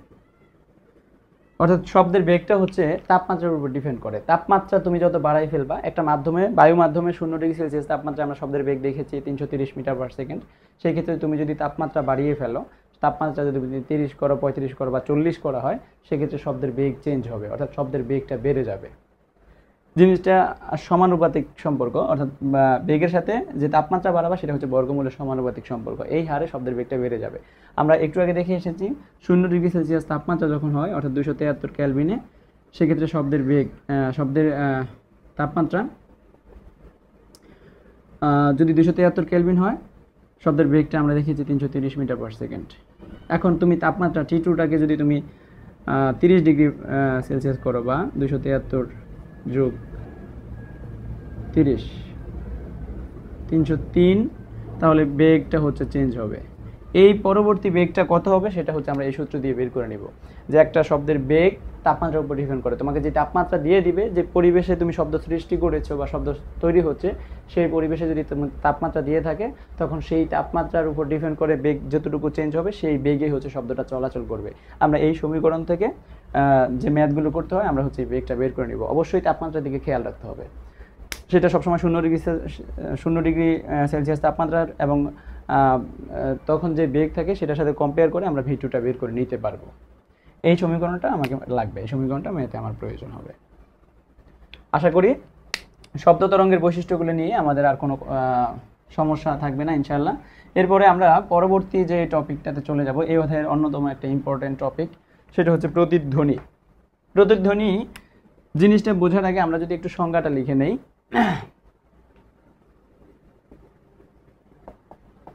আমরা প্রতিধ্বনি সংজ্ঞাটা লিখে নিয়েছি। শব্দ যখন মূল শব্দ থেকে আলাদা হয়ে কোনো পৃষ্ঠে বাধা পেয়ে আবার ওই পূর্বের মাধ্যমে মূল শব্দের পুনরাবৃত্তি ঘটায়, তখন তাকে প্রতিধ্বনি বলা হয়। তুমি এটা যদি একটা প্রতিফলক পৃষ্ঠ হয়, এখান থেকে যদি কেউ একজন শব্দ করে থাকে, এটাও যদি শব্দের সোর্স হয়, তাহলে এখান থেকে শব্দটা উৎপন্ন হয়ে শব্দটা এখানে যাবে, আবার হচ্ছে এই মাধ্যমে ফিরে আসবে। এই প্রতিফলক পৃষ্ঠে বাধা পেয়ে শব্দটা হচ্ছে আবার পূর্বের মাধ্যমে ফিরে আসবে বা পুনরাবৃত্তি ঘটাবে। এই ঘটনাটাকে বলা হয় প্রতিধ্বনি। তাহলে প্রতিধ্বনির ক্ষেত্রে আমরা যে সূত্রটা ব্যবহার করি সেটার আমরা হচ্ছে শব্দ সবসময় সমবেগে চলে। সেক্ষেত্রে আমাদের শব্দের যে এটাকে আমরা যদি ডি দ্বারা লিখি, ডি ইকুয়ালস টু সমবেগের সূত্র হচ্ছে ভিটি। সেক্ষেত্রে শব্দ সবসময় সমবেগে চলে, সেই সূত্র হচ্ছে ডি ইকুয়ালস টু ভিটি। এখন প্রতিধ্বনি শোনার ক্ষেত্রে আমি এখানে দাঁড়িয়ে শব্দ করেছি, সেই শব্দটা প্রতিফলক পৃষ্ঠে গিয়েছে, অর্থাৎ ডি পরিমাণ দূরত্ব অতিক্রম করেছে, আবার সেই শব্দটা ফিরে আসতে ডি পরিমাণ দূরত্ব অতিক্রম করেছে। সেই ক্ষেত্রে যে দূরত্ব আমরা ক্যালকুলেশন করি সেটা হচ্ছে ডি প্লাস ডি, অর্থাৎ 2D ইজ ইকুয়ালস টু ভিটি। প্রতিধ্বনি শোনার ক্ষেত্রে আমরা হচ্ছে এই সূত্রটা ব্যবহার করে থাকি, যে প্রতিধ্বনি শব্দ সৃষ্টি করেছো, সেটা প্রতিফলক পৃষ্ঠে গিয়েছে ডি পরিমাণ দূরত্ব অতিক্রম করে, আবার ডি পরিমাণ দূরত্ব অতিক্রম করে সে চলে এসেছে, অর্থাৎ টোটাল 2D পরিমাণ দূরত্ব অতিক্রম করে সে হচ্ছে তোমার কাছে ফিরে এসেছে, তখনই আমরা এটাকে বলি প্রতিধ্বনি। হ্যাঁ, সেক্ষেত্রে আমরা যে সূত্রটা ব্যবহার করব সেটা হচ্ছে 2D ইজ ইকুয়ালস টু ভিটি। এখন এখানে একটু যদি কথা বলি, শব্দটা প্রতিধ্বনি শোনার আমাদের কিছু শর্ত আছে।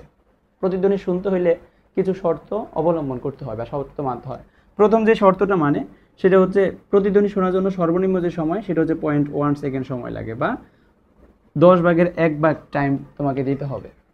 কেন দিতে হয়? এটা হচ্ছে 0°C তাপমাত্রায়।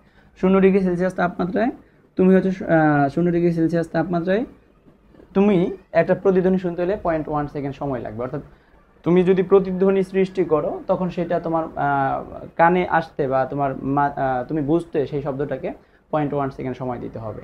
যে কোনো প্রতিধ্বনি, অর্থাৎ একটা শব্দ তুমি করেছো, সেটা যদি 0.1 সেকেন্ডের আগেই তোমার কাছে ফিরে আসে, তাহলে তুমি প্রতিধ্বনিটা বুঝতে পারবা না। এই ঘটনাটা কেন ঘটে? কারণ মানুষের মস্তিষ্কের যে স্থায়িত্বকাল বা মানুষের যে স্থায়িত্বকাল শব্দ শোনার, সেটা হচ্ছে 0.1 সেকেন্ড। 0.1 সেকেন্ডের নিচে বা কমে যদি শব্দ তোমার কাছে চলে আসে, তাহলে তুমি সেটার পার্থক্যটা বুঝতে পারবে না, সেক্ষেত্রে প্রতিধ্বনি সৃষ্টি হয় না। একইভাবে 0°C তাপমাত্রা 0.1 সেকেন্ড সময় যদি দাও, তখন তোমাকে একটা দূরত্ব, ফিক্সড একটা দূরত্ব তোমাকে হচ্ছে দিতে হবে শব্দটা শোনার জন্য। সেই দূরত্বটা যদি আমরা 0°C তাপমাত্রা চিন্তা করি, টি যদি 273 কেলভিন হয় তাপমাত্রা, তখন আমাদের বেগটা হবে 330 মিটার পার সেকেন্ড। হ্যাঁ, 330 মিটার পার সেকেন্ড।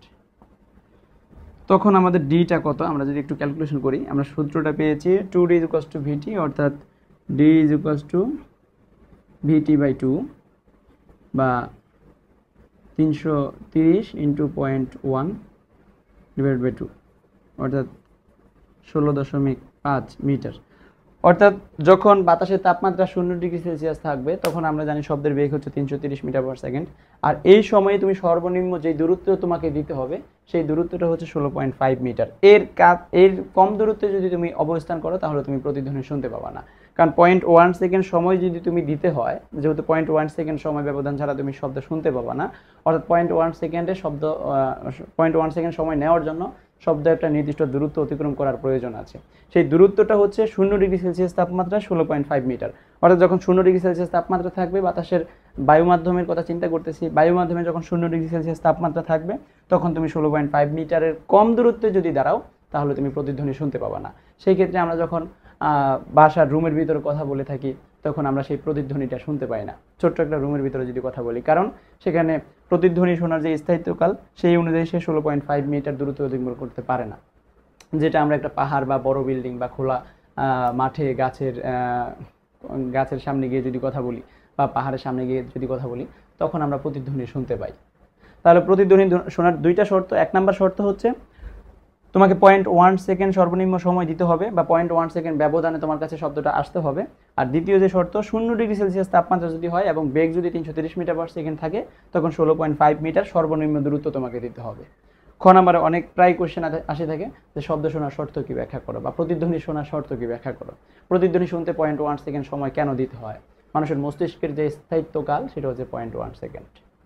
তোমাকে যদি একটা লেম উদাহরণ দেই আমি, তোমার শরীরে ত্বকের যে অনুভূতি সেটা হচ্ছে ধরে নিলাম 0.1 সেকেন্ড। এখন 0.1 সেকেন্ড ব্যবধান ছাড়া এর কম ব্যবধানে কোনো দুইটা মানে আঘাত যদি তোমার শরীরে করা হয় তাহলে তুমি বুঝতে পারবে না যে তোমাকে দুইটা আঘাত করা হয়েছে।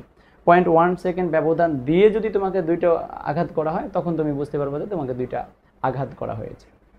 সেক্ষেত্রে প্রতিধ্বনি শোনার শর্ত হচ্ছে 0.1 সেকেন্ড। আরেকটা শর্ত হচ্ছে প্রতিধ্বনি শুনতে আমরা প্রাণীদের কথা যদি বলি বা মানুষের কথা, শব্দ শোনার যে আমাদের শ্রাব্যতার সীমা সেটা হচ্ছে 20 থেকে 20,000 হার্টজ।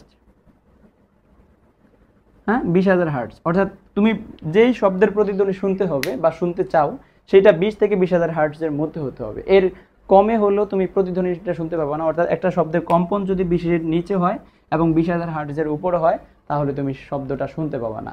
কারণ প্রাণীদের বা মানুষের শব্দ শোনার বা যে শ্রাব্যতার সীমা সেটা হচ্ছে 20 থেকে 20,000 হার্টজ। এখন 20 থেকে 20,000 হার্টজ, 20 হার্টজের নিচে যে শব্দ সেটাকে বলা হয় ইনফ্রাসাউন্ড, আর 20,000 হার্টজের উপরে অর্থাৎ 20,000 হার্টজের বেশি কম্পনের যে শব্দ সেটাকে বলা হয় আল্ট্রাসাউন্ড বা শব্দ উত্তর তরঙ্গ, এটাকে বলা হয় শব্দোত্তর কম্পন। এটা হচ্ছে শব্দোত্তর কম্পন। অর্থাৎ 20,000 হার্টজের যেটা বেশি সেটা হচ্ছে শব্দোত্তর, আর 20-এর নিচে যেটা সেটা হচ্ছে শব্দোত্তর কম্পন। তাহলে আশা করি প্রতিধ্বনি নিয়ে আর কোনো স্টুডেন্টের কোনো সমস্যা হবে না। এরপরে আরেকটু যদি বাড়িয়ে বলি, প্রতিধ্বনি শোনার শর্ত নিয়ে ম্যাথ করার ক্ষেত্রে আমাদের যে প্রবলেমগুলো ফেস করতে হয় সেগুলো নিয়ে যদি একটু কথা বলি। প্রতিধ্বনি অনেক সময় দেখা যায় যে কোনো উৎস থেকে এটা প্রতিফলক পৃষ্ঠ, এখানে হচ্ছে শব্দের উৎস সৃষ্টি হলো। অনেক সময় দেখা যায় যে প্রশ্ন এরকম আসে থাকে যে শব্দ উৎপন্ন করে সে হচ্ছে এতটুকুন সামনে গেল বা এতটুকুন প্রতিফলকের বা উল্টো দিকে গেল, তখন আমাদের যে এই দূরত্ব 2D এর কথা বলেছি এটা একটু চেঞ্জ হবে। তুমি এখানে শব্দ উৎপন্ন করেছো, শব্দটা ডি পরিমাণ যাচ্ছে, আবার আসার ক্ষেত্রে তুমি একটু আগায় আসছো, সেক্ষেত্রে শব্দটা ডি পরিমাণ আসতে পারতেছে না, এক্স পরিমাণ একটা দূরত্ব কমে গিয়েছে। সেই ক্ষেত্রে যে শর্তটা হবে 2D - x, 2D থেকে x পরিমাণ বিয়োগ করলে তুমি হচ্ছে প্রতিধ্বনিটা শুনতে পাবো বা সেই দূরত্বটা তোমাকে কাউন্ট করতে হবে। যে দূরত্বটা তুমি সামনে এগিয়ে গিয়েছো সেই দূরত্বটা তোমাকে হচ্ছে বিয়োগ করে নিতে হবে, কারণ শব্দ 2D পরিমাণ আসতেছে না। আবার তুমি যদি প্রতিফলকের উল্টো দিকে যাও, এখানে শব্দ করে যদি প্রতিফলকের উল্টো দিকে x পরিমাণ আসো, সেই ক্ষেত্রে কি হবে, শব্দ ডি পরিমাণ যাবে আবার ডি পরিমাণ আসবে, টোটাল 2D পরিমাণ অতিক্রম করার পরে তুমি এখানে শুনতে পেলাম না, তুমি x পরিমাণ এখানে চলে গিয়েছো, সেই ক্ষেত্রে আরও x পরিমাণ দূরত্ব হচ্ছে বেড়ে গিয়েছে, তখন তুমি হচ্ছে 2D + x, অর্থাৎ 2D এর সাথে ওই যে পরিমাণ দূরত্ব তুমি বাড়িয়ে নিয়েছো সেই দূরত্বটা তোমাকে যোগ করতে হবে। আশা করি প্রতিধ্বনি বা প্রতিধ্বনি কী জিনিস, প্রতিধ্বনির ম্যাথগুলো করতে তোমরা আর প্রবলেম ফেস করবে না ইনশাআল্লাহ। এরপরে আমরা প্রতিধ্বনি যদি আমরা বুঝে থাকি তাহলে আমরা পরবর্তী যে টপিক, এখানে আরেকটু কথা যদি বলি, তোমাকে যদি বাতাসের যে বেগের কথা বললাম সেটা তো আমরা 330 বা 330 ধরে নিয়েছি 0°C তাপমাত্রায়, কিন্তু যদি তোমার তাপমাত্রা চেঞ্জ দিয়ে থাকে, যেমন 50°C তাপমাত্রা যদি থাকে বাতাসে, তখন তুমি প্রতিধ্বনিটা কীভাবে শুনতে পাবা? তখন তো আর বেগ 330 থাকবে না, তখন তুমি বেগ কত নিবা, তখন তো বেগ 330 থাকবে না। তখন ওই যে আমরা সূত্র শিখে এসেছি v1/v2 = √T1/T2, এই সূত্র থেকে ক্যালকুলেশন করে তোমাকে বেগটা বের করে নিতে হবে। তখন তুমি 2D = vt বা d = vt/2, এই যে বেগ, দ্বিতীয় যে বেগ অর্থাৎ যেই তাপমাত্রা সেই তাপমাত্রার উপরে যে বেগ থাকবে সেই বেগটা বের করে তোমাকে হচ্ছে ক্যালকুলেশন করতে হবে। হ্যাঁ, সেক্ষেত্রে যদি 50°C তাপমাত্রা হয়, তাহলে 50°C তাপমাত্রা শব্দের বেগটা কত সেই বেগটা তোমাকে বের করে তারপরে ক্যালকুলেশনটা তোমাকে করতে হবে। আশা করি প্রতিধ্বনি নিয়ে আমাদের আর কোনো প্রবলেম হবে না, প্রতিধ্বনিটা আমরা বুঝে গিয়েছি। এরপরে আমরা যে টপিকটা নিয়ে আলোচনা করব, প্রতিধ্বনির ব্যবহার। আচ্ছা, প্রতিধ্বনির ব্যবহার আমরা অনেক দেখে থাকি বা অনেক করা হয়, সেক্ষেত্রে আমরা কয়েকটা ব্যবহার নিয়ে যদি কথা বলি, আমরা মানুষের শব্দ শোনার যে শ্রাব্যতার সীমা সেটা হচ্ছে 20 থেকে 20,000 হার্টজ এর ভিতরে, এর মধ্যে যদি হয়ে থাকে তখন সেটাকে আমরা মানুষরা শব্দটা শুনতে পাবো। সেক্ষেত্রে এটা যদি 20,000 হার্টজ, সেটাকে বলা হয় শব্দের তর কম্পন, আর 20,000 হার্টজের যে শব্দ সেটাকে বলা হয় শব্দ উত্তর। আচ্ছা, এইটা নিয়ে যদি একটু কথা বলি, শব্দের তর কম্পনের ব্যবহারটা হচ্ছে, এটা আমরা প্রাণীরা, মানুষ যারা আছি তারা বুঝতে পারি না 20,000 হার্টজের নিচে, কিন্তু অনেক প্রাণী হচ্ছে বুঝতে পারে। যেমন বাদুর অনেক কম বা মানে অনেক সে কম কম্পনের শব্দ শুনতে পারে। বাদুর যখন রাতে চলাফেরা করে তখন সে হচ্ছে চোখে দেখে না, কিন্তু তার সামনে কি আছে, সে যদি কোনো গাছ থেকে থাকে তখন সে বুঝতে পারে যে সামনে কোনো গাছ আছে, সে পাশ কেটে চলে যেতে পারে। সেক্ষেত্রে বাদুর অনেক কম শব্দ শুনতে পারে, সেটা হচ্ছে শব্দোত্তর কম্পনের চেয়েও কম। আবার শব্দোত্তর কম্পন যদি বলি, সেটা হচ্ছে 20,000 হার্টজের বেশি যে শব্দ সেটাকে বলা হয় শব্দোত্তর তরঙ্গ। এটা দিয়ে হচ্ছে আমাদের অনেক ব্যবহার হয়ে থাকে। এটার ব্যবহারটা যদি বলি, আমরা যে আলট্রাসোনোগ্রাফি নাম শুনেছি, সেখানে এই শব্দোত্তর তরঙ্গ দিয়ে বা শব্দোত্তর কম্পন দিয়ে সেখানে আলট্রাসোনোর যেই গ্রাফিক্স সেটা বের করা হয়। তারপরে প্রতিধ্বনির ব্যবহার নিয়ে যদি কথা বলি, তাহলে আমরা সিকিউ সলভ করতে গিয়ে যেগুলো ফেস করি আর কি, যে প্রতিধ্বনি দিয়ে কুয়ার গভীরতা বের করা হয়, তারপরে প্রতিধ্বনি ব্যবহার করে সমুদ্রের গভীরতা নির্ণয় করা হয়, প্রতিধ্বনি ব্যবহার করে ভূঅভ্যন্তরে কোনো খনিজ পদার্থ আছে কি না সেই জিনিসগুলো বের করা হয়। তো আমরা যদি একটু দেখি কিভাবে আসলে বের করা হয় বা ব্যবহার করা হয়, এই যে আমরা যদি কুয়ার কথা বলি, এটা একটা কুয়া, এই কুয়ার ভিতরে পানি থাকে, তাই না? এখন যেটা করা হয়, কুয়ার উপরে হচ্ছে একটা শব্দ সৃষ্টি করা হয়, এখানে নির্দিষ্ট একটা তাপমাত্রা থাকে, সেই তাপমাত্রায় হচ্ছে আমরা বেগটা বের করে নিতে হবে। আমরা প্রতিধ্বনির যে সূত্র সেটা জানি, 2D = VT বা D = VT/2। এখন এখানে যেটা করা হয়, এখানে নির্দিষ্ট একটা তাপমাত্রা থাকে, সেই তাপমাত্রায় একটা বেগ থাকে শব্দের, সেই তাপমাত্রাটা তোমাকে দেওয়া থাকবে এবং সেই বেগটা তোমাকে বের করে নিতে হবে, কারণ শব্দটা তখন যেই তাপমাত্রা থাকবে সেই তাপমাত্রার উপরেই হচ্ছে সেই বেগের উপরে চলাচল করবে। সেই ক্ষেত্রে এখান থেকে একটা স্টপ ওয়াচ লাগানো হয়, একটা শব্দ করার পর স্টপ ওয়াচ দিয়ে এখানে যে শব্দটা যায় এবং শব্দটা ফিরে আসে, এই শব্দটা গিয়ে ফিরে আসতে কত টাইম লাগে সেটা স্টপ ওয়াচ দিয়ে কাউন্ট ডাউন করে নেওয়া হয়। সেই টাইমটা যদি তুমি পেয়ে যাও এবং তোমার বেগ যদি দেওয়া থাকে, তাহলে তুমি টাইম আর হচ্ছে বেগ এই সূত্রে বসিয়ে তুমি ডি এর মানটা সহজে বের করে ফেলতে পারো এবং কুয়ার গভীরতাটা তুমি নির্ণয় করে ফেলতে পারো। এই সিস্টেমে হচ্ছে কুয়ার গভীরতাগুলো নির্ণয় করা হয়। এরপরে যেটা করা হয়, সমুদ্রের গভীরতা নির্ণয় করার ক্ষেত্রে আমরা যদি একটু দেখি, এরকম সমুদ্র থাকে, সমুদ্রের উপরের পৃষ্ঠে হচ্ছে একটা যন্ত্র লাগানো থাকে, যে যন্ত্রটার নাম হচ্ছে সোনার। এর ফুল মিনিং হচ্ছে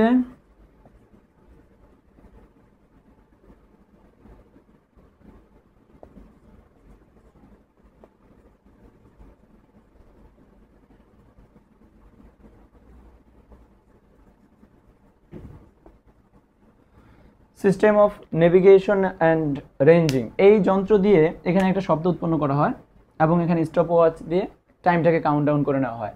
টাইমটাকে কাউন্ট ডাউন করে যে এখানে শব্দটা এখান থেকে সমুদ্র তলে গিয়ে আবার ফিরে আসতে যে টাইম লাগে সেই টাইমটাকে কাউন্ট ডাউন করা হয় এবং এখানে সমুদ্রের পৃষ্ঠে যে তাপমাত্রা থাকে সেই তাপমাত্রা দিয়ে বেগটা হচ্ছে বের করে নেওয়া হয়। তারপর তুমি তাপমাত্রা বেগ দুইটাই পেয়ে গিয়েছো, এবার এই সূত্র যদি তুমি বসিয়ে দাও তাহলে তুমি হচ্ছে সহজে সমুদ্রের গভীরতা নির্ণয় করতে পারবা। যেটা ডুবুরিরা তোমার হচ্ছে সমুদ্রের গভীরে গিয়ে সেই দূরত্বটাকে নির্ণয় করা একটু কঠিন হয়ে পড়ে, সেই ক্ষেত্রে প্রতিধ্বনি ব্যবহার করে সমুদ্রের গভীরতাটা সহজেই নির্ণয় করা যায়। অথবা এরপরে যেটা করা হয়, ভূ অভ্যন্তরে কোনো খনিজ পদার্থ আছে কিনা, ভূ অভ্যন্তরে যেখানে খনিজ পদার্থ আছে এরকম অনুমান করা হয়, তখন সেখানে হচ্ছে তোমার ছোট্ট একটা বিস্ফোরণ ঘটানো হয়। সেই বিস্ফোরণের শব্দটা খনিজ পদার্থের কাছ থেকে ফিরে আসতে কত সময় লাগে সেই সময়টা কাউন্ট ডাউন করে নেওয়া হয় এবং সেখানে যে বেগ থাকে সেই বেগটা হচ্ছে নির্ণয় করে নেওয়া হয়। তখন এই প্রতিধ্বনির সূত্রে যদি তুমি বেগ এবং হচ্ছে টাইমটা বসিয়ে দাও, তাহলে তুমি সহজে দূরত্বটা পেয়ে যাবা। এই প্রতিধ্বনি ব্যবহার করে এই সিস্টেম মানে এই কুয়ার গভীরতা, সমুদ্রের গভীরতা, খনিজ পদার্থ আছে কিনা এই রিলেটেড ম্যাথ থাকে, সেক্ষেত্রে আমরা এই দূরত্বটা নির্ণয় করতে পারবো বলে মনে করি। এরপরে আমাদের যেটা আছে সুরযুক্ত শব্দ, আমরা এবার শিখবো সুরযুক্ত শব্দটা কি আসলে। লিখে নিয়েছি যে শব্দের উৎসের নিয়মিত এবং পর্যাবৃত্ত আন্দোলনের ফলে যে শব্দ উৎপন্ন হয় এবং যা আমাদের কানে শ্রুতি মধুর বলে মনে হয় তাকে সুরযুক্ত শব্দ বলা হয়। আমরা জানি, সেটা প্রথমে দেখে এসেছি, শব্দটা আলটিমেটলি হচ্ছে যে তরঙ্গের মাধ্যমে উৎপন্ন হয়, সেই তরঙ্গটা নিয়মিত এবং পর্যাবৃত্ত আন্দোলন সৃষ্টি করে। তাহলে শব্দের উৎসের নিয়মিত এবং পর্যাবৃত্ত আন্দোলনের ফলে শব্দটা উৎপন্ন হয় এবং যেটা আমাদের কানে শ্রুতি মধুর বলে মনে হবে সেটাই সুরযুক্ত শব্দ। হ্যাঁ, সেই শব্দটাই হচ্ছে সুরযুক্ত শব্দ। সেটা শ্রুতি মধুর বলে মনে হতে হবে। যেমন গিটারের শব্দ, গানের শব্দ, হারমোনিয়ামের শব্দ, একতারা শব্দ, যেগুলো আমাদের শুনতে ভালো লাগে, সেই শব্দগুলোকেই আলটিমেটলি সুরযুক্ত শব্দ বলা হয়। হ্যাঁ, সুরযুক্ত শব্দের কিছু বৈশিষ্ট্য আছে, সেই বৈশিষ্ট্যগুলো যদি আমরা আগে একটু লিখে নেই, তাহলে আমরা একটু সুরযুক্ত শব্দের বৈশিষ্ট্যগুলো একটু লিখে নেই। তো শব্দের কিছু বৈশিষ্ট্য লিখে নিয়েছি। এখানে প্রথমে আমাদের যেটা আছে প্রাবল্য বা তীব্রতা। শব্দ বিস্তারের অভিমুখে লম্বভাবে রাখা একক ক্ষেত্রফলের মধ্য দিয়ে যে পরিমাণ শব্দ শক্তি প্রবাহিত হয় তাকে বলা হয় প্রাবল্য বা তীব্রতা। শব্দের তীব্রতা বা প্রাবল্য কি? ধরো আমার মুখ থেকে আমি শব্দ নিঃসৃত করতেছি, আমার মুখ থেকে শব্দ যেহেতু উৎপন্ন হচ্ছে, আমার মুখটাকে আমি এখন উৎস ধরে নিলাম। এখন এখানে একক ক্ষেত্রফলের একটা বস্তুকে আমি যদি লম্বভাবে রেখে দেই, তাহলে তার ভিতর দিয়ে আমার যে মুখ থেকে শব্দটা উৎপন্ন হবে, অর্থাৎ উৎস থেকে শব্দটা উৎপন্ন হয়ে ওই একক ক্ষেত্রফলের মধ্য দিয়ে যেই পরিমাণ শব্দ শক্তি প্রবাহিত হবে তাকেই বলা হয় তীব্রতা।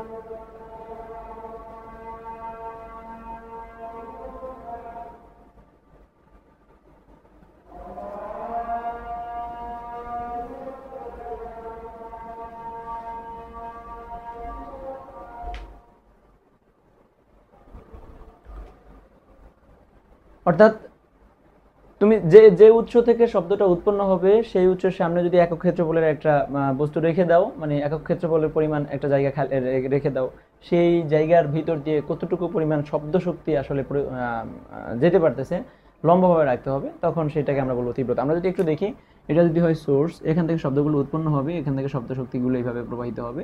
এখন এখানে লম্বভাবে একক ক্ষেত্রফলের একটা বস্তু রেখে দিলে এর ভিতর দিয়ে যেটা যাবে, বাহির দিয়ে এটা আমার চিন্তা করতে হবে না, এর ভিতর দিয়ে যেই পরিমাণ শব্দ শক্তি প্রবাহিত হবে তাকেই বলবো শব্দের তীব্রতা। হ্যাঁ, শব্দের তীব্রতা আশা করি আমরা বুঝে গিয়েছি। এরপর আমরা যেটা লিখেছি তীক্ষ্ণতা। সুরযুক্ত শব্দের যে বৈশিষ্ট্য দিয়ে একই প্রাবল্যের খাদের সুর এবং হচ্ছে চড়া সুর বোঝা যায়। খাদের সুর এবং চড়া সুর বোঝা যায়। খাদের সুর মানে হচ্ছে চিকন সুর, আর চড়া মানে হচ্ছে যেটা মোটা সুর আমরা বলে থাকি, বা আমাদের অনেকের ভয়েস বা গলার যে কণ্ঠস্বর সেটা মোটা চিকন হয়ে থাকে। যে বৈশিষ্ট্যটা যদি আমি বুঝতে পারবো, ধরি আমি এখানে দুইটা উৎস, একটা যদি হয় মেয়েদের আর একটা হচ্ছে ছেলেদের, মানে একটা মেয়ে একটা ছেলের কণ্ঠ আমরা এখানে চিন্তা করতে পারতেছি, তাহলে সেই ক্ষেত্রে দুইজনের প্রাবল্য যদি একই হয়, অর্থাৎ দুইজনের শব্দের উৎসের সামনে যদি আমি একক ক্ষেত্রফলের বস্তু রেখে দেই, তখন একই পরিমাণ শব্দ শক্তি সেখান দিয়ে প্রবাহিত হওয়া সত্ত্বেও আমি যেই বৈশিষ্ট্য দিয়ে বুঝতে পারবো যে এটা মেয়ের সুর কোনটা ছেলের সুর, হ্যাঁ, কোনটা খাদের সুর কোনটা চড়া সুর, কোনটা মোটা কোনটা চিকন, যে বৈশিষ্ট্যটা দিয়ে আমরা বুঝতে পারবো সেটাকে বলা হয় তীক্ষ্ণতা। হ্যাঁ, আমরা সাধারণত বুঝতে পারি একটা মেয়ে আর একটা ছেলে যত মানে দুইজনের প্রাবল্য যদি সমান হয়, দুইজনে যদি একই পরিমাণ শক্তি দিয়ে কথা বলে, তাহলে দুইজনের সুরটা তাও আমরা একটা বৈশিষ্ট্যের কারণে আলাদা করতে পারি। ওই যে চিকন হয় মোটা হয়, এই জন্য আমরা আলাদা করতে পারি। অর্থাৎ এখান থেকে আমরা হচ্ছে চড়া সুর খাদের সুর নির্ণয় করতে পারি। তোমাদের কোয়েশ্চেন, এমন একটা কোয়েশ্চেন প্রায় সময় এসে থাকে যে মেয়েদের কণ্ঠ চিকন হয়, ছেলেদের কণ্ঠ মোটা হয়, কেন ব্যাখ্যা করো। বা মেয়েদের এর ব্যাখ্যা হচ্ছে মেয়েদের যে কণ্ঠস্বরে ভোকাল কর্ড থাকে, যেখান থেকে শব্দটা উৎপন্ন হয়, সেখানে কম্পনটা হচ্ছে বেশি সৃষ্টি হয়। হ্যাঁ, কম্পন বেশি সৃষ্টি হয়, কিন্তু ছেলেদের সেটা কম। ফলে ছেলেদের কম্পন যত কম তত হচ্ছে শব্দটা বেশি মোটা হয়, আর মেয়েদের ক্ষেত্রে সেটা হচ্ছে বেশি চিকন হয়। এই জিনিসটা হচ্ছে ব্যাখ্যা করে দিবা। এরপরে আমরা যেই টপিকটা নিয়ে আলোচনা করব সেটা হচ্ছে শব্দের গুণ, জাতি বা টিম্বার। একই জিনিস, গুণ, জাতি বা টিম্বার, তিনটা নামেই রাখা হয়। গুণ, জাতি বা টিম্বার কাকে বলা হয়? সুরযুক্ত যে শব্দের বৈশিষ্ট্যের জন্য একই প্রাবল্য এবং একই তীক্ষ্ণতা, মানে তীক্ষ্ণতাও ঠিক আছে, প্রাবল্য একই। তারপরে তুমি যে বৈশিষ্ট্যের জন্য শব্দটাকে আলাদা করতে পারবা সেটাকে বলা হয় গুণ, জাতি বা টিম্বার। এটা নিয়ে যদি আমরা একটু কথা বলি, যেমন আমরা গিটারের সুর, তারপর হচ্ছে তোমার হারমোনিয়ামের সুর, কোনটা বাঁশির সুর, যদি এটা প্রাবল্য একই হয়, তীক্ষ্ণতাটাও একই হয়, তারপরেও আমরা আলাদা করতে পারি। আমরা হচ্ছে আলাদা করে বুঝতে পারি যে আসলে কোনটা বাঁশি থেকে আসতেছে এবং কোনটা হচ্ছে গিটারের শব্দ, বা কোনটা হচ্ছে হারমোনিয়ামের শব্দ, কোনটা ঢোলের শব্দ, সেই জিনিসগুলো আমরা বুঝতে পারি। হ্যাঁ, যেটা কোনটা মানুষের শব্দ, কোনটা কুকুরের শব্দ, কোনটা কোন প্রাণীর শব্দ, আমরা এটা পার্থক্য করতে পারি। এই যে পার্থক্য করতে পারি যে বৈশিষ্ট্যের কারণে, সেই বৈশিষ্ট্যটাকে বলা হয় আলটিমেটলি গুণ, জাতি বা টিম্বার। আশা করি সুরযুক্ত শব্দের যে তিনটা বৈশিষ্ট্যের কথা বলেছি, এক নম্বরে প্রাবল্য বা তীব্রতা, তারপর হচ্ছে তীক্ষ্ণতা, এরপরে আমাদের গুণ, জাতি বা টিম্বার, এই তিনটা জিনিস নিয়ে আশা করি তোমাদের কোনো সমস্যা হবে না, তোমরা এই তিনটা জিনিস বুঝে গিয়েছো। এরপরে আমাদের যেই কথাটা আছে বা যেই টপিকটা আছে 10 নম্বরে, এটা হচ্ছে শব্দ দূষণ।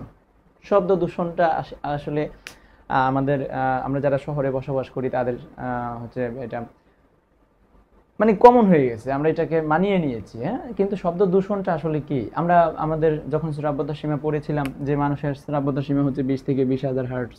হ্যাঁ, এর বেশি এবং কম্পাঙ্কের শব্দ হচ্ছে মানুষ শুনতে পায় না। সেই ক্ষেত্রে 20 থেকে 20,000 হার্টজের বেশি যে শব্দটা হয় সেটা হচ্ছে আলটিমেটলি অপ্রীতিকর শব্দ, যেটা হচ্ছে নয়েজ বলা হয় ইংলিশে। অপ্রীতিকর শব্দ বলা হয়, যেটা আমরা শ্রুতি মধুর বলে আমাদের কাছে মনে হয় না, সেটাই আলটিমেটলি সুরযুক্ত শব্দ, সরি অপ্রীতিকর শব্দ, নয়েজ। হ্যাঁ, যেটা সৃষ্টির কারণ হচ্ছে গাড়ির হর্ন, অতিরিক্ত হর্ন, বাসাবাড়িতে অতিরিক্ত সাউন্ডে টেলিভিশন বাজানো, তারপরে রাস্তাঘাটে যে হচ্ছে কনস্ট্রাকশনের যে কাজগুলো করা হয় সেই কাজের যে শব্দ, বিকট শব্দ হয়। হ্যাঁ, তারপর 20 থেকে 20,000 হার্টজের বাহিরে যে শব্দগুলো আমরা শুনতে পাই, ইঞ্জিনের আওয়াজ, গাড়ির ইঞ্জিনের আওয়াজ, গাড়ির উচ্চ হর্ন, মাইকের শব্দ, এই জিনিসগুলো আসলে শব্দ দূষণের কারণ। হ্যাঁ, শব্দ দূষণ হয়ে থাকে। এগুলো আমাদের কাছে অপ্রীতিকর বলে মনে হয়, এগুলো সুরযুক্ত বলে মনে হয় না। এবং এরপরে যেটা আলোচনা করা আছে যে শব্দ দূষণের ফলে কি কি ক্ষতি হতে পারে। শব্দ দূষণের ফলে আসলে মানুষের তীব্র মাথা ব্যথা হয়, তারপরে হচ্ছে তীব্র রক্তচাপ বেড়ে যায়, মাথা ব্যথা হয়, ক্ষুধামন্দ হয়, বমি বমি ভাব হয়, অস্বস্তি লাগে, বিরক্তি লাগে। হ্যাঁ, ঘুম হয় না, অনিদ্রা হয়। এবং এটা হয়তো দেখা গেছে আমরা আমাদের এই বয়সটাতে মানিয়ে নিয়েছি, বা ঢাকা শহরে আমরা যারা বসবাস করি বা শহর অঞ্চলে যারা বসবাস করি তাদের কাছে এই জিনিসটা কমন হয়ে গিয়েছে, শব্দ দূষণটা মানিয়ে নিয়েছে। কিন্তু আসলে এটা আমাদের ব্রেইনের উপরে প্রভাব ফেলতেছে, আমাদের শরীরের উপরে ইফেক্ট ফেলতেছে। একটা সময় গিয়ে হয়তো এটা আমরা ফিল করতে পারবো যে আসলে শব্দ দূষণটা আমাদের জন্য কতটা ক্ষতিকর ছিল। এরপরে যে টপিকটা আছে যে শব্দ দূষণ কিভাবে কমানো যায়। শব্দ দূষণ আসলে কমানো আমরা চাইলেও সম্ভব না, কিন্তু আমরা কিছু গাল গল্প করতে পারি আসলে যে শব্দ দূষণটা আমরা কিভাবে কমাইতে পারবো।